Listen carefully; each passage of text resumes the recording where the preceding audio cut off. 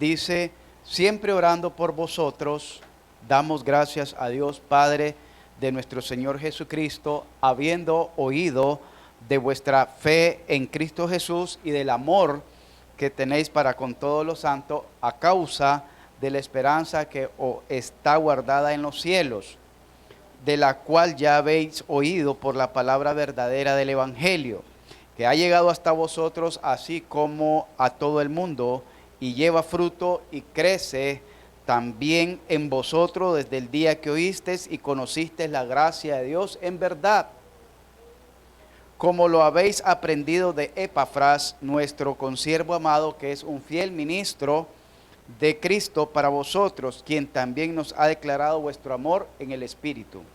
Por lo cual también nosotros, desde el día que oímos, no cesamos de orar por vosotros y de pedir que seáis llenos del conocimiento de su voluntad, en toda sabiduría e inteligencia espiritual, para que andéis como es digno del Señor, agradándole en todo y llevando fruto en toda buena obra y creciendo en el conocimiento de Dios.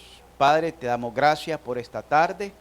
Gracias, Señor, por concedernos un día más de vida y un día más de oportunidad de poder ser edificados en el conocimiento de tu palabra, en el conocimiento de tu verdad. Gracias por la presencia de cada uno de mis hermanos y hermanas, y gracias, Señor, por darnos ese gozo a través de cada himno, de cada alabanza que hemos podido entonar y elevarlo hasta el trono de tu gracia.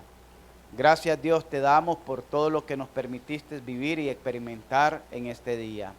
Y gracias, Señor, porque con fe y con amor, con esperanza, recibimos el consejo sabio de tu palabra, para gloria de tu nombre, en Cristo Jesús. Amén. Bien, hermanos, vamos a meditar un poco, ¿verdad? Un poco, porque ya el tiempo está avanzado. Solo quiero recordarles, ¿verdad?, de que el 25 de este mes, Dios mediante, estaremos realizando la Cena del Señor. Por lo que veo, pues la vamos a realizar aquí, ¿verdad? Dijimos, quizás sea el último culto dominical que realicemos aquí, quizás, ¿verdad? Una probabilidad. El último culto dominical que realicemos aquí. Entonces lo vamos a hacer con una Cena del Señor. El día viernes no me pude reunir allá en Vía Jerusalén porque los hermanos, habían varios, dos, tres, la hermana Yarixa estaba indispuesta porque le habían operado el ojo, y Catherine estaba indispuesta, tenía una ocupación, igual que William no había llegado. Entonces los pospusimos el estudio para el próximo viernes, y solo pues con el hermano quedamos, ¿verdad?, de venir. El día de ayer, gracias al Señor, anduvimos un buen grupo de hermanos y casi terminamos con el grupo de hermanos que anduvimos predicando el Evangelio. Casi logramos terminar una cuadra completa, que si hubieran sumado otros hermanos, lo hubiéramos logrado terminar la cuadra completa, hermano. Hermanos, yo les digo, el jueves estuvimos viendo acerca de la resurrección de Jesucristo, y en el capítulo 15 de 1 Corintios habla acerca de la resurrección de Jesucristo, que los muertos resucitan, dijimos, por causa de la predicación del Evangelio. Porque si vamos a resucitar nosotros, para la gloria de Dios, es porque alguien nos predicó el Evangelio. Alguien nos predicó y creímos. Y entonces tenemos la esperanza de la resurrección gloriosa en Cristo Jesús. Entonces miramos ahí la importancia de la predicación del Evangelio. Y en esa importancia, en esa relevancia, estuvimos viendo otro aspecto acerca de ese hermoso tema de la resurrección. Ya van 3 temas, solo falta uno para tema de lo que es la resurrección de Jesucristo. Porque ese capítulo 15 es bien amplio, no solo decir resucitamos y resucitamos. Tenemos que ver todos los ejemplos, todos los tópicos que toca el apóstol Pablo para demostrar que la resurrección de los cristianos es un hecho. Y además de que es un hecho, es un consuelo, una esperanza para cada uno de nosotros. Porque si no tiene esperanza en la resurrección, está perdiendo su tiempo. Porque los cristianos estamos para tener esperanza en la resurrección gloriosa con Cristo Jesús y así vivir eternamente con Él. Amén.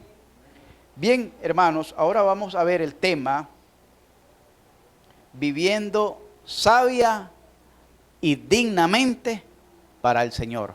Viviendo sabia y dignamente para el Señor. Cuando hablamos de sabiduría, hermanos, hablamos del conocimiento de Dios, como lo decía ahí en Colosenses, en el capítulo 1, si me acompañan, ahí en el versos 9, dice, por lo cual también nosotros desde el día que lo oímos, no cesamos de orar por vosotros y de pedir que seáis llenos del conocimiento de su voluntad. ¿En qué? ¿Y qué más? Entonces, vivir sabiamente es vivir bajo el conocimiento de Dios. Si un cristiano no tiene conocimiento de Dios, no puede vivir sabiamente, porque el conocimiento de Dios es el que lo conduce por el camino correcto. Dijo el Señor, conoceréis la verdad. Pero mire, conoceréis la verdad. Habla de un conocimiento y habla de una verdad. Y la verdad os hará libre, pero es hasta que la conozcamos. Es decir, una persona que no ha conocido la verdad no puede vivir en la verdad. Y si no puede vivir en la verdad, tampoco puede permanecer en la verdad. Y si no puede permanecer en la verdad, entonces no puede ser libre. ¿Libre de qué? En ese punto, en ese aspecto, de la ignorancia. Libre de la ignorancia. Ayer que estaba con el hermano, tocamos a 2, 3 personas, que 2 de ellas, una nos decía que tenía 10 años de estar en la iglesia nazareno. Poco o casi nada conozco de la doctrina de los nazarenos, honestamente. No sé cómo es su doctrina. 10 años, pero no se ha bautizado y no sentía seguridad de la salvación, y ahí tenía 10 años. Otra vecina de él, lo mismo. Se había apartado después de 3 años y no sentía seguridad de la salvación. Y otro que habíamos pasado nos decía que sí, que necesitaba la salvación, pero para eso necesitaba hacer buena obra, para sentirse segura de la salvación. Entonces todavía son reos o están cautivos de la ignorancia de la verdad. Porque la verdad es que uno es salvo por gracia, no por las obras que uno haga. Nosotros somos salvos por gracia, no porque seamos buen esposo, buena esposa, buen hijo, buen padre, buena madre. No, al contrario, como somos los peores, Dios nos salva para que ahora procuremos estar entre los mejores. ¿Qué les quiero decir esto? Dios no nos salva por hacer buenas obras, sino que Dios nos salva para hacer buenas obras, para vivir en buenas obras, las cuales Él preparó de antemano para que anduviésemos en ellas. Efesios 2:10. Entonces, vivir dignamente es vivir sabiamente es vivir bajo el conocimiento de Dios. Porque en la sabiduría de este mundo, el mundo no conoció a Dios. Si nosotros usamos estrategias humanas, estrategias logísticas, estrategias de liderazgo, de alcance, de motivación para llenar este lugar, puede hacer que logremos alcanzar un buen grupo. Pero estamos utilizando estrategias carnales, mundanas. Por lo tanto, de lo que vamos a llenar la iglesia es de carnales mundanos, con sabiduría humana, pero no con sabiduría espiritual. La sabiduría de este mundo, dijo Santiago, es primeramente diabólica, primeramente terrenal, animal y diabólica. Oiga bien, la sabiduría de este mundo. Entonces no nos referimos a esa sabiduría que el cristiano debe tener. La sabiduría del cristiano es el temor a Dios. Y para que usted y yo podamos caminar en ese temor, necesitamos tener el conocimiento de Dios. Porque no puede conocer qué es lo que a Dios le agrada y qué es a lo que a Dios no le agrada si usted no conoce a Dios. No puede caminar en esa voluntad. Entonces necesitamos vivir bajo el conocimiento de Dios para vivir sabiamente. Para vivir dignamente, vamos a ver, para el Señor, vamos a entender qué significa la palabra dignidad. La dignidad en el aspecto secular dice que es la cualidad del que se hace valer como persona. Dignidad, cualidad del que se hace valer como persona. Se comporta con responsabilidad, seriedad y con respeto hacia sí mismo y hacia los demás, y no deja que lo humillen o lo degraden. ¿Qué quiere decir? La dignidad son los valores humanos en la persona. Los valores son su dignidad son sus valores. Hablando de la dignidad del cristiano, está enfocado en los valores morales y espirituales del cristiano que lo caracterizan como un hijo de Dios. Así como el hombre natural tiene dignidad y su dignidad está enfocada en los valores hacia su persona, así también el Hijo de Dios, el cristiano, tiene dignidad y sus valores lo caracterizan como un verdadero hijo de Dios. ¿Entendimos eso? Por eso el tema, viviendo sabia y dignamente para el Señor. Vivir dignamente para Dios es vivir bajo los estándares de Dios. En la segunda carta a los tesalonicenses, el apóstol Pablo le escribe acerca de su oración, que es una muestra de amor y de fe. Según de Tesalonicenses 1:11, vamos a ver qué es lo que expresa el apóstol Pablo para esta iglesia. Dice en el capítulo 1, versos 11, por lo cual asimismo oramos siempre por vosotros. Oiga bien la oración del apóstol Pablo, que le está diciendo a una iglesia, oramos asimismo por vosotros, para que nuestro Dios os tenga por digno de su llamamiento y cumpla todo propósito. Pablo expresa el deseo que hay en su corazón, el deseo ferviente para aquella iglesia. Y es que aquella iglesia de Tesalónica viviera dignamente para el Señor. Dios los tuviera por digno de su llamado, Dios los tuviera por digno y a la misma vez Dios pudiera cumplir todo propósito en aquella iglesia. Yo les pregunto, amado hermano, ¿usted cómo ora acerca de su vocación para con el Señor? ¿Alguna vez usted se ha preguntado si usted vive dignamente para el Señor? ¿Alguna vez usted se ha preguntado si está viviendo dignamente, si está viviendo en esos valores morales, si está viviendo en esos valores espirituales, si usted está viviendo en esa sabiduría de Dios para agradar a Dios y que Dios pueda cumplir todo propósito en su vida?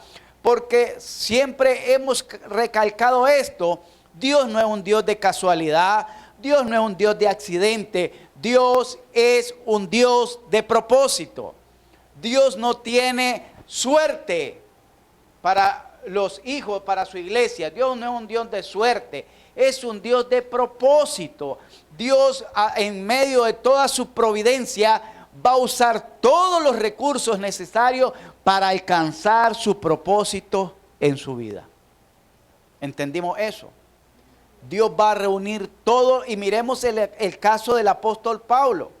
El apóstol Pablo era contemporáneo de Jesús, pero vivía distante de Jesús y no conocía de Jesús porque no existían ni los correos, ni los chats, ni los telegramas, ni el telégrafo, ni los teléfonos, ni los celulares, ni WhatsApp, ni Messenger, ni Facebook, tantas redes sociales que hay hoy en día. No existía nada de eso. Solo eran los correos y era una persona a la que iba ciertos mensajes de gran relevancia. Cuando llega Saulo a Jerusalén se da cuenta de que hay un nuevo movimiento de fe llamado los del camino. Y él, enardecido por el celo que sentía de su Dios, comenzó a darles persecución. Pero miramos algo precioso. Dios permitió todo eso para llegar a ser de Saulo, aquel Saulo celoso, aquel Saulo ingenioso, porque se la ingeniaba, dice, para acusar a los cristianos y culparlos, llevárselos de arrastra, expropiarlos, apresarlos. Él se la ingeniaba cómo acusarlo. Usa todos esos medios. Y el último medio que usa el Señor es a un joven llamado Esteban. Y mira, y Saulo está ahí cuando le piden el voto o el permiso para matar a Esteban a pedrada. Y él dice que sí. Pero dicen que cuando lo iban a matar a pedrada, miraron el rostro de Esteban como un ángel.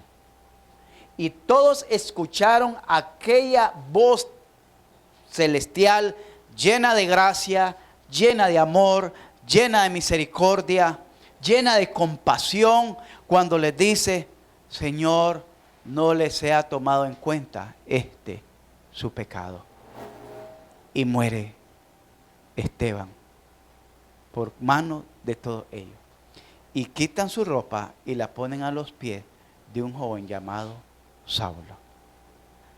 Ese rostro, esa voz, esa oración, nunca le olvidó Pablo. Y por eso, cada vez que él se enaltecía, porque se le había revelado un evangelio que a ninguno de los 11 apóstoles que caminaron con Jesús se le había revelado, a ninguno de los apóstoles del círculo íntimo de Jesús, que era Pedro, Jacobo y Juan, se le había revelado, pero a él sí, que es el evangelio y la gracia. Entonces, para que no se exaltase, se le dio un aguijón en la carne. Y el aguijón en la carne no era otra cosa más que venir a la memoria aquel rostro de aquel joven piadoso, aquel rostro de ángel, y aquella oración de Esteban, y aquella multitud que él echó preso, aquella multitud que él mandó tras las rejas, aquella multitud que él flageló, se le venía a la memoria. Y entonces, cuando él quería enaltecerse, se le bajaba, porque se acordaba, y ese era para él un aguijón en la carne. Hermanos, ahora Pablo le expresa cuál es la oración. Mire qué cambio. Mire qué cambio. ¿Y por qué era necesario ese cambio? Porque era necesario que Dios usara todos los cursos necesarios para que aquel hombre llegara al conocimiento de Dios. Y en una de esas que iba persiguiendo a la iglesia es donde se le aparece el Señor a Saulo. Le dice: Saulo, Saulo, ¿por qué me persigues? Pero ahora miramos a un Pablo orando por las iglesias, pero orando: Señor, quítale la enfermedad, ayúdale en la discordia que tiene los matrimonios, ayuda al hijo que está peleando con el papá, con la mamá, Señor, provéele de un trabajo, Señor. No, eso era irrelevante para Pablo, porque cuando el cristiano, oiga bien, llega al conocimiento de Dios, todas esas cosas quedan por fuera. Cuando el cristiano llega al conocimiento de la verdad, todas esas cosas quedan sobrando, porque comienza a vivir sabiamente. Y si uno vive en esos conflictos es porque no está viviendo sabiamente. En la segunda carta dice, oramos siempre por vosotros, para que Dios os tenga por digno de su llamado y cumpla todo. El apóstol Pablo le escribe a los efesios que anden, o en otras palabras, que vivan como es digno de la vocación con que fueron llamados. Primero miramos que Pablo ora para que Dios los tenga por digno. Ahora miramos que Pablo ora por los efesios para que, ya no es que Dios los tenga por digno, sino para que ellos vivan dignamente. Leamos ahí Efesios capítulo 4, en el versos 1, hermano. Yo pues, preso en el Señor, os ruego que andéis como es digno de la vocación con que fuisteis llamados. Ahí la palabra vocación puede aplicar del evangelio con que fuiste llamado. Del evangelio con que fuiste llamado. ¿Y cómo tienen que andar? Y hace una enumeración ahí. Habla vivir dignamente, es vivir en humildad. Vivir dignamente es vivir de una manera en mansedumbre, de una manera mansa, humilde. Vivir dignamente es vivir de una manera paciente. Vivir dignamente es vivir en amor. Vivir dignamente es vivir en unidad. ¿Entendemos, hermano? Estas son oraciones que hacía el apóstol Pablo por los tesalonicenses, que Dios los tenga por digno. Por los efesios, que ustedes vivan dignamente. Viviendo sabia y dignamente. Pero miramos que en cada parte el apóstol se esfuerza por detallar, por describir, para que la iglesia conozca con detalle qué es vivir dignamente. La gente hoy se identifica con las denominaciones. La gente hoy se identifica con las religiones. Es que yo pertenezco, es que yo soy de esto, y su vida está caminando lejos de Dios. Pertenecen a cualquier denominación menos al llamado, a la vocación de Jesucristo. Porque el estilo de vida que llevan no se asemeja a los estándares de la vida de un cristiano. No se asemeja. Y dice el apóstol a los efesios que le escribe y les dice que les ruega. Al principio le rogaba a Dios para que Dios los tuviera por digno a ellos. Ahora yo les ruego a ustedes, por las misericordias de Dios, que vivan dignamente. El apóstol Pablo le escribe a los filipenses que se comporten como es digno del evangelio, hermano. Tenlos por dignos, Señor, de tu llamado. Hermanos, vivan dignamente. Pero no solo vivan, compórtense, que apela a la conducta. Vayamos a Filipenses capítulo 1, versos 27, hermanos. Viviendo sabia y dignamente para el Señor. Dice que el apóstol le enseña a los filipenses cómo vivir como es digno para el Señor. Solamente dice que os comportéis como es digno del evangelio de Cristo, para que sea que vaya a veros o que esté ausente, oiga de vosotros que estáis firmes en un mismo espíritu, combatiendo unánimes por la fe en el evangelio y en nada intimidado por los que se oponen. ¿Cómo es vivir dignamente para el evangelio? vivir dignamente es vivir bajo los estándares del Evangelio.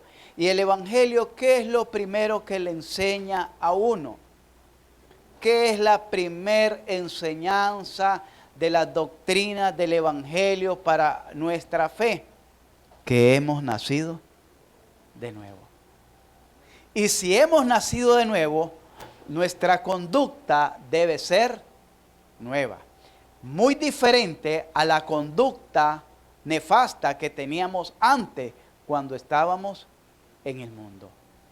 Vivir dignos del Evangelio es vivir que lo que, si usted dice, oiga bien, no lo digo yo, si usted dice que la iglesia tiene la doctrina correcta, porque esto es algo muy personal, esto usted lo va a creer no porque yo se lo diga, no porque yo se lo enseñe, sino porque son sus propias convicciones. Y si usted dice que la iglesia bautista tiene la doctrina correcta, entonces es porque usted va a vivir correctamente, conforme a la doctrina. No es que va a decir que la iglesia bautista en toda Ciudad Belén es la más apta para congregarse, porque ahí enseñan la verdad, ahí enseñan la Biblia, ahí enseñan la doctrina correcta, pero mi vida camina alejada de Dios. Entonces, ¿de qué provecha? Pablo le dice a los filipenses: solamente que os comportéis, tu conducta sea digna del Evangelio de Cristo. Si naciste, dice que nosotros, Pedro dice que nosotros nacimos de la semilla incorruptible, no de la corruptible. La vez pasada les explicaba que si usted siembra una semilla de un mango que estaba enfermo, el mango, y la semilla va enferma por efecto, usted siembra el árbol, la semilla va a dar un árbol y usted lo va a ver bonito, verdecito, tierno, pero al tiempo lo va a ver que da frutos malos. Porque Jesús dijo malo, y el árbol bueno da frutos buenos. Si usted nació del Evangelio de Jesucristo, usted nació de la buena semilla. Por efecto, tiene que dar buenos resultados, buena conducta y buenos frutos. No, si usted nació de la mala semilla, obviamente no podemos pedirle mucho, no podemos pedirle que dé buenos frutos cuando alguien ha nacido de una mala semilla. Entonces, usted debe analizarse, amado hermano, ¿de qué semilla viene usted? ¿De la buena o de la mala? Para que solamente que os comportéis como es digno del Evangelio de Jesucristo. No se trata, porque a veces se equivocan, es que allá en la iglesia bautista exigen. Hermano, yo no le ando exigiendo nada a nadie aquí. Se lo debería exigir su propia conciencia si es que ha nacido de nuevo. Pero yo no le ando exigiendo nada a nadie, porque exigirle es una imposición. O lo hace o lo hace. Pero no le ando exigiendo. Es el Evangelio de Jesucristo el que nos pone esas demandas en nuestro corazón, en nuestra conciencia. Si es que el Espíritu Santo obra en nuestras conciencias. Dice que os comportemos, nuestra conducta tiene que ser digna del Evangelio.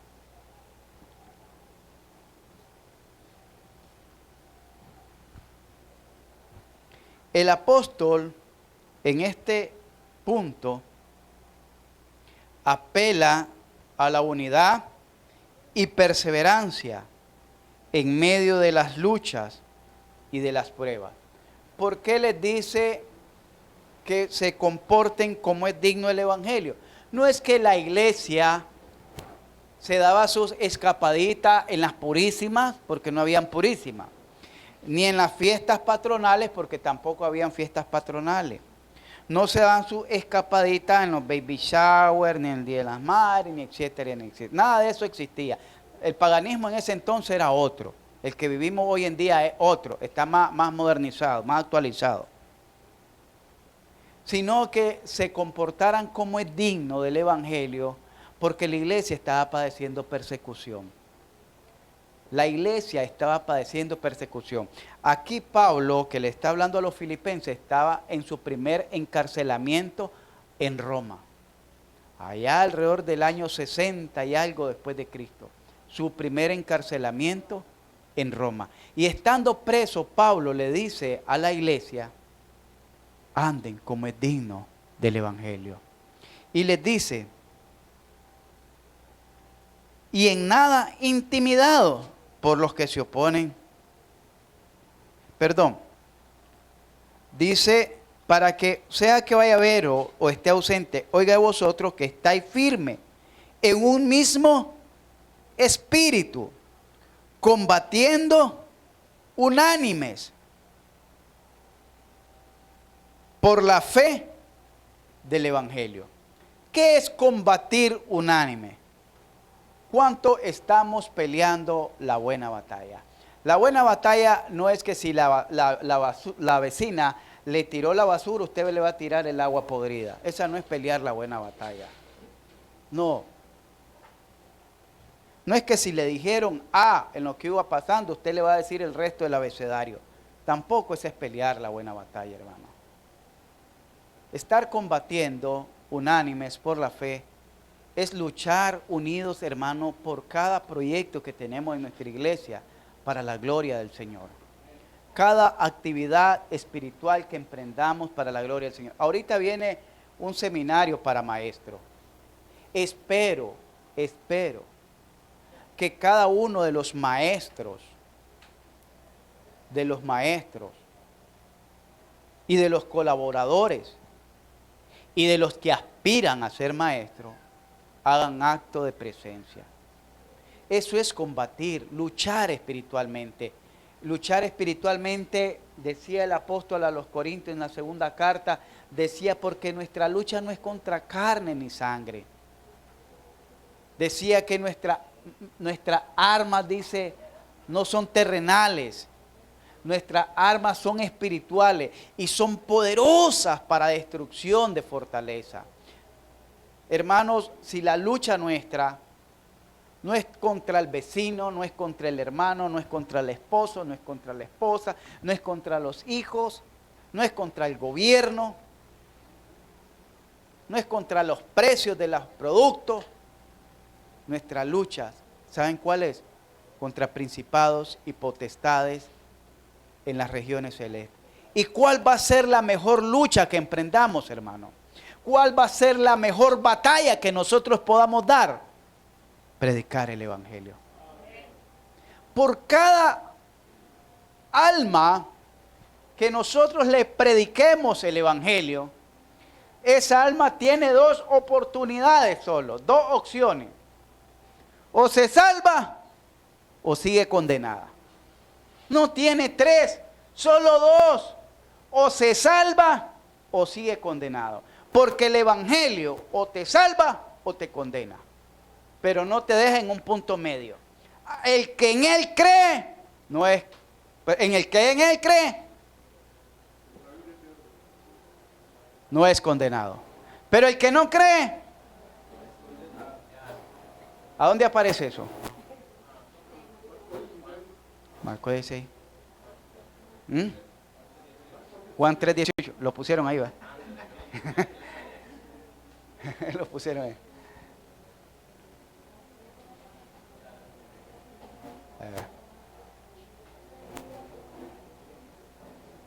No hay punto medio, hermano. Esa es la mejor batalla.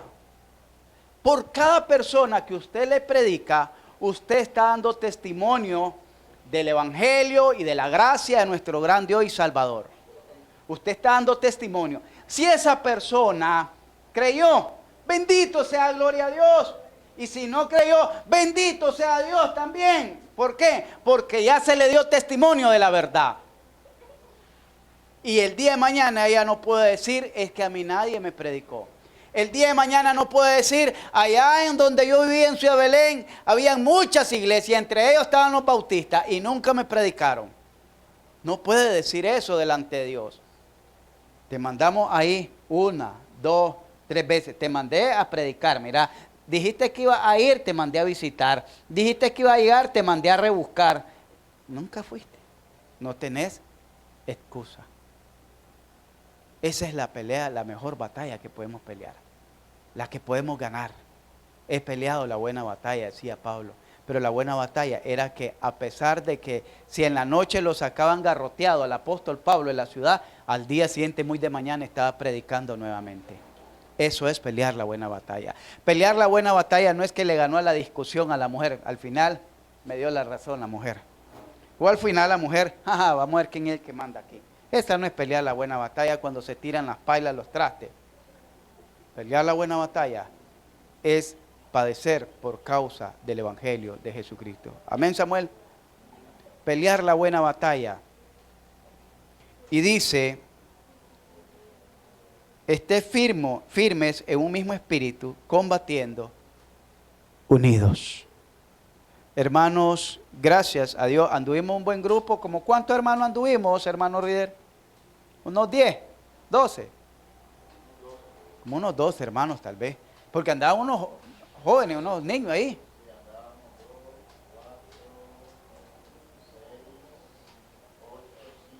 Más de 12 con los niños, sí.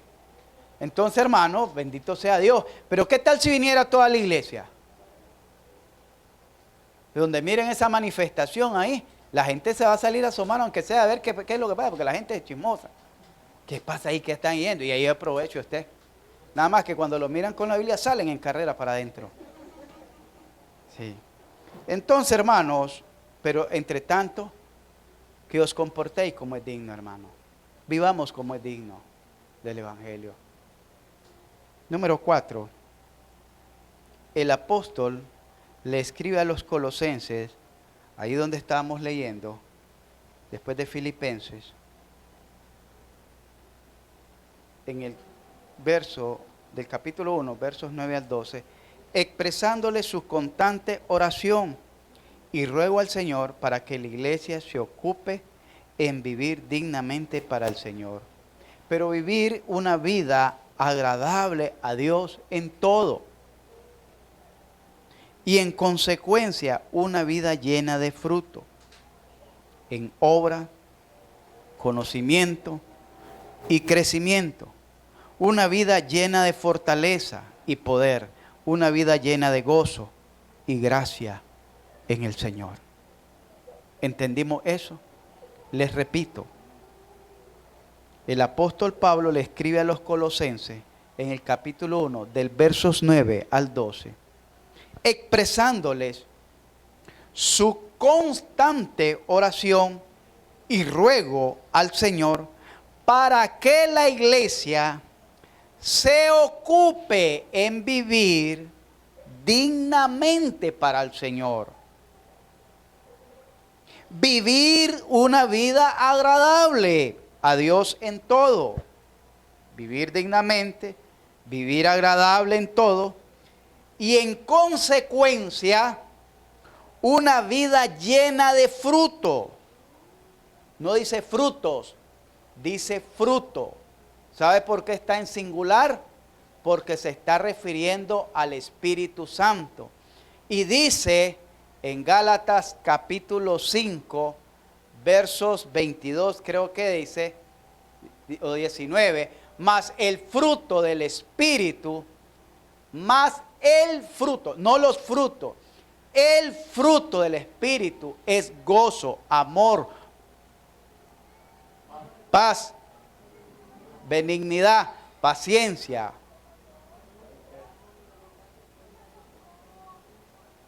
Ese es como que agarremos un mango y al mango lo de encima se le llama cáscara. Después de la cáscara viene la carnita que le decimos que es lo que comemos, ¿verdad? Y después vienen unos pelitos pegados a la semilla, que es lo que nos chupamos. Y después queda la semilla, pero dentro de la semilla viene el corazón de la semilla. Entonces, un mango es un fruto, pero está compuesto por diferentes partes. Asimismo, el Espíritu Santo es uno, pero está compuesto principalmente por el amor. Se llama, el fruto del Espíritu Santo es el amor, pero el amor, para que podamos decir, no es el amor que la vez pasada enseñó el hermano, carnal, pasional, que es egoísta, celoso, horrible, ¿verdad? Fijado, mezquino. No, no es ese amor. Estamos hablando del amor de Dios que ha sido derramado en nuestros corazones por el Espíritu que nos fue dado. Dice que es el amor, gozo, el amor es paz, el amor es paciencia, el amor es benignidad, el amor es bondad, el amor es fe, el amor es mansedumbre, el amor es templanza, y contra tales cosas. Porque Primera de Corintios 13:13 dice, ahora permanece la fe, la esperanza y el amor. Pero el mayor de estos tres es el amor. Porque el que no ama no ha conocido a Dios, porque Dios es amor. Y en esto se manifiesta o se da a conocer el amor de Dios, en que seamos llamados hijos de Dios. Amén, hermano. Entonces, aquí el apóstol le está diciendo que en consecuencia de llevar una vida digna delante del Señor, una vida agradable en todo a Dios, no en solo en unas partes, en todo. Yo debo agradar a Dios, oiga bien, con el servicio que hago aquí. Yo debo agradar a Dios con el servicio que hago en mi familia. Yo debo agradar a Dios con el servicio que hago en mi comunidad, cómo me relaciono con mis vecinos. Yo debo agradar a Dios con mi relación con los trabajadores. Yo debo agradar a Dios en todo, porque en todo lugar saben que yo soy hijo de Dios. No solo aquí, no solo aquí, hermano, en todo lugar, porque dice que nosotros somos olor de vida para vida. ¿Qué significa eso? Somos carta leída. Olor de vida. Usted, bueno, no sé cuántos de ustedes han pasado, pero yo paso casi diario por ahí. En Altamira, antes de llegar al Quetzal, hay una venta de perfumes europeos, dice. Y entonces, para llamar la atención, la gente le hace en el aire. Y como tienen abiertas las puertas y está el aire acondicionado, toda la fragancia sale. Y cuando usted pasa, ¡qué rico! Perfume es delicioso, hermano. Ya he entrado a ver, a que enséñeme, le digo. Sí, me echan aquí a probar. Ahora aquí, este. Y ya salgo bañado. Sí, hay que aprovechar, ¿verdad? Entonces, hermano, más para adelante están los frachés, no sé cómo. Pero de la calle se siente el olor. Vayamos por otro. Cuando pasan por donde venden carne asada, qué rico, y leche. ¿Y qué es lo que hace? ¿Qué es lo que huele? ¿La carne o el agua que le están tirando a las brasas pura grasa? Perdón, a las brasas que pura grasa, el agua grasosa le tira. Y huele rico, ¿verdad? Ese es olor grato. Ese olor grato, así somos nosotros como cristianos. No necesitamos ir con un cartel que diga soy cristiano para demostrarlo con nuestras acciones. Con solo el porte que le miren le dice, usted es cristiano, ¿ah? Sí. Con solo que lo oigan hablar, usted es cristiano, ¿ah? Sí. Porque somos olor de vida para vida. Y cuando usted se expresa, cuando usted saluda, cuando usted aconseja, cuando usted anima, se mira el nivel de cristiandad que tiene. Hermanos, dice que debemos de dar a Dios, agradarle en todo. Y en consecuencia una vida llena de fruto. Dice Colosenses, ahí donde estamos. Por lo cual, también nosotros, oiga bien la oración, ahora para Colosenses. Escuchamos la oración para los Efesios, para los Filipenses, para los Tesalonicenses y ahora para los Colosenses.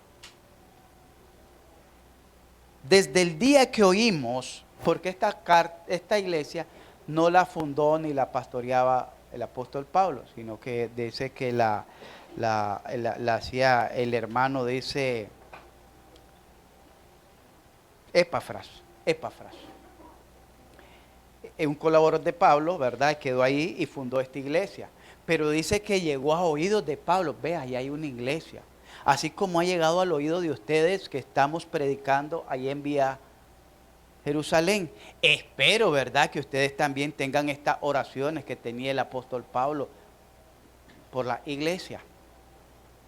Desde el día que oímos, no cesamos de orar por vosotros y de pedir que sea lleno del conocimiento de su voluntad en toda sabiduría e inteligencia espiritual, para que andéis, para que viváis como es digno del Señor. Allá decía como es digno del Evangelio, aquí como es digno del Señor. Y en el principio decía para que los tenga dignos de su llamado y su vocación. Agradándole en todo. No le agradé solo, bueno, yo quiero agradar al Señor, Samuel, viniendo a los cultos diarios. Yo quiero agradar al Señor porque hay gente que no quiere venir a los cultos, pero es que yo le agrado al Señor porque yo oro todos los días antes de salir. Yo oro por usted, ¿verdad, pastor? Aunque no venga a los cultos, yo oro por usted. No está agradando al Señor. Fue el Señor que dijo, no dejando de congregarnos, como algunos tienen por costumbre. Ya se le hizo un vicio, una maña, en pocas palabras. Agradándole al Señor en tu forma que te relacionas con tu esposa o con tu esposo. Agradándole al Señor en tu forma que te relacionas con padres e hijos y padres. Agradándole al Señor en cómo te estás relacionando con el resto de tu familia. Te dedicas un tiempo para, en virtud de hablar de cosas vanas de esta vida, hablar de la palabra de Dios para que ellos puedan ser salvos. Agradándole a Dios en todo. Agradándole a Dios con mi oración. Cuando decimos agradándole a Dios es que no voy a orar solo por mí. Voy a adorar primero a Dios en oración. Adorar a Dios en oración. Y después que adoro a Dios en oración, pienso en las necesidades de la iglesia, que es el cuerpo de Cristo, por el cual Cristo sufrió, por el cual Cristo padeció y por el cual Cristo viene, su iglesia.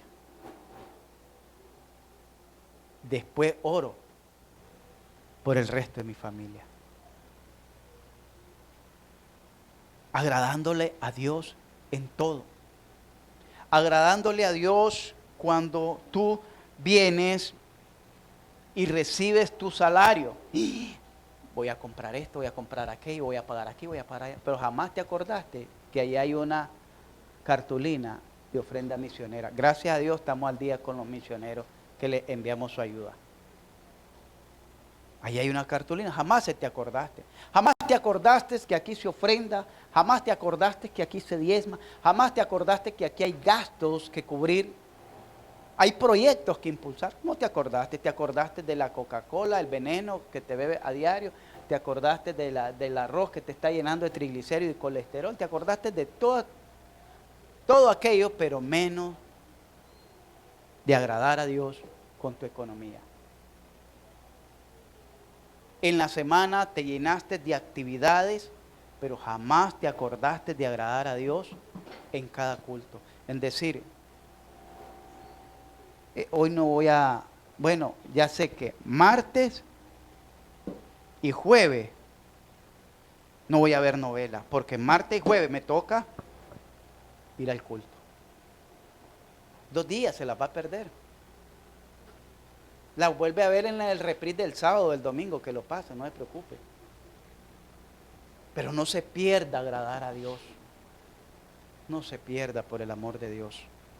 Agradando a Dios en todo, no en algunas cosas.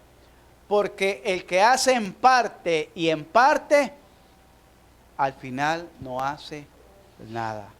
Dios no es en parte, Dios es todo.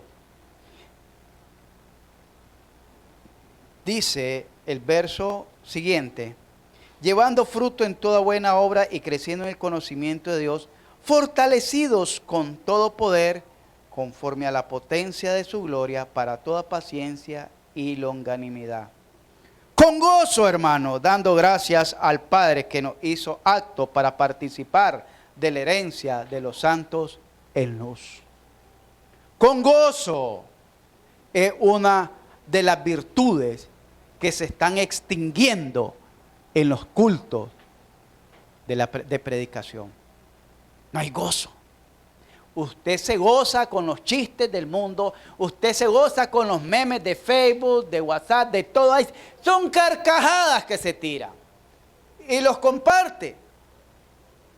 Pero con el mensaje no se goza y tampoco lo comparte. ¿Sí? No lo comparte. Hermanos, tenemos que llevar una vida sabia y digna. Ser cristiano no es pertenecer a una iglesia cristiana. Ser cristiano es vivir como cristiano. ¿Entendimos eso? Ser cristiano es vivir como cristiano. Independientemente, cualquiera que sea, si no está viviendo como cristiano, es de más la denominación que se echen encima. Eso no le sirve para nada. Conclusión, el apóstol le encargaba rigurosamente a la iglesia que se esforzaran en llevar una vida digna de Dios, que os llamó a su reino y gloria. Primera de Tesalonicenses 2:12. El apóstol le dice a la iglesia que se esfuercen en llevar una vida digna. ¿Saben qué dijo Jesús? Allá en Lucas capítulo 13, esforzaos a entrar por la puerta angosta. Repito, esforzaos a entrar por la puerta angosta. Muchos entran por la ancha, pocos encuentran y entran por la puerta angosta. No procures, procurar es intentarlo. Me estaba listando y de pronto miré caer una gota de lluvia, una gota del cielo y dije, no, ya viene la lluvia, entonces me hace daño, mejor no voy. Y tal vez fue un pajarito que pasó y escupió. Y usted dijo, ya viene el diluvio otra vez. No intente, no procure. Cualquiera puede procurar. Procurar es intentar. No se trata de, pastor, yo lo intento. Yo intento levantarme. Yo intento leer. Yo intento ser fiel. Yo intento. No intente, porque todo el mundo lo intenta. Esfuércese, porque la palabra esforzado quiere decir dar más allá de su fuerza. Dar más allá de su fuerza. Si usted siente que ya le están doblando el brazo y entonces viene y le echa todo y le quiebra la mano ahí. Esforzados. Échela toda. Échela toda. Con todas las ganas, con toda la fuerza, con todo el alma, con toda la vida, con todo el aliento que tenga. Échela toda. Esfuércese por vivir una vida agradable, digna de Dios. No permitas, oiga bien, que tu vida pasada, que tus pecados te roben la dignidad ante Dios. Les voy a poner un ejemplo. Cuando una doncella es mancillada, dicen, se le robó la dignidad. Porque era algo muy valioso, algo de gran estima, de gran valor en aquella jovencita. Lo que Dios te ha dado supera eso. Y así como ese ejemplo, un desgraciado mancilla y le roba la dignidad, así Satanás puede mancillarte y robarte la dignidad. Primera de Corintios 15:9, decía Pablo, yo que soy el menos digno de ser llamado apóstol. ¿Por qué decía yo que soy el menos digno? Porque sentía en su corazón la carga todavía y la culpa de todo lo que había sido antes. Que Satanás no se te robe tu dignidad que Dios te ha dado. Que Satanás no se te robe esas virtudes que Dios te ha dado. Que Satanás no te robe lo que Dios ha puesto en tu corazón. Amén. Pongámonos en pie, vamos a orar.